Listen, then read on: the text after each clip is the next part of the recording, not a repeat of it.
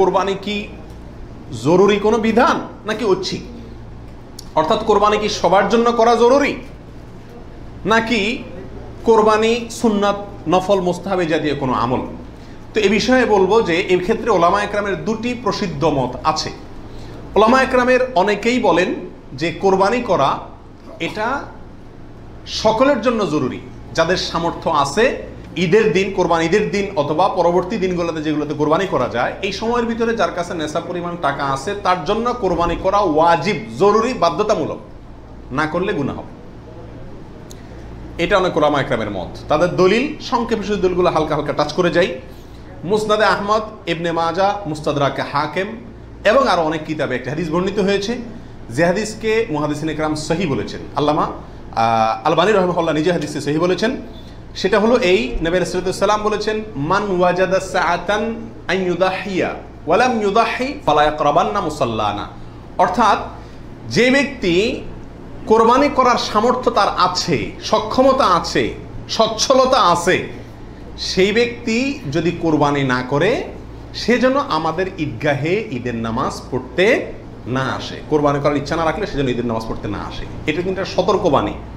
শরীয়তে এই ধরনের নির্দেশ সুন্নত নফলের ক্ষেত্রে করা হয় না, ফরজ ওয়াজিবের ক্ষেত্রেই সাধারণত করা হয়। এটা হলো অন্য যুক্তি।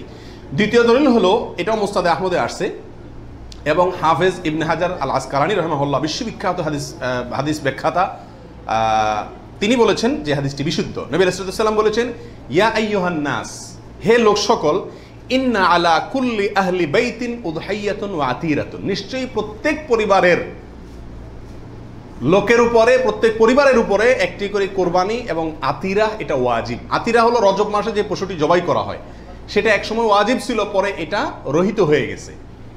তো এখানে নবী সাল্লাল্লাহু আলাইহি ওয়াসাল্লামের ভাষা হলো ইন্না আলা কুল্লি আহলি বাইতিন, প্রত্যেক পরিবারের উপরে কোরবানি করা জরুরি।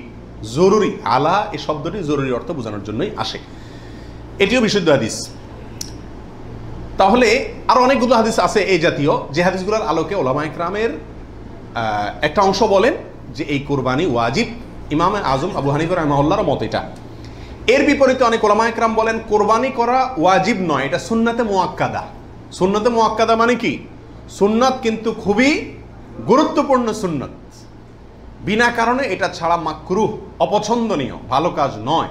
সুন্নাতে মুআক্কাদা এবং ওয়াজিবের সাথে খুব বেশি তারতম্য নাই, কাছাকাছি গুরুত্বের বিচারে প্রায়। সাহাবীদের ভিতরে অনেক প্রসিদ্ধ সাহাবী, তারা কোরবানি করতেন না, ওয়াজিব মনে করবে মানুষ এই ভয়, এরকম কোনো বর্ণনা পাওয়া যায়।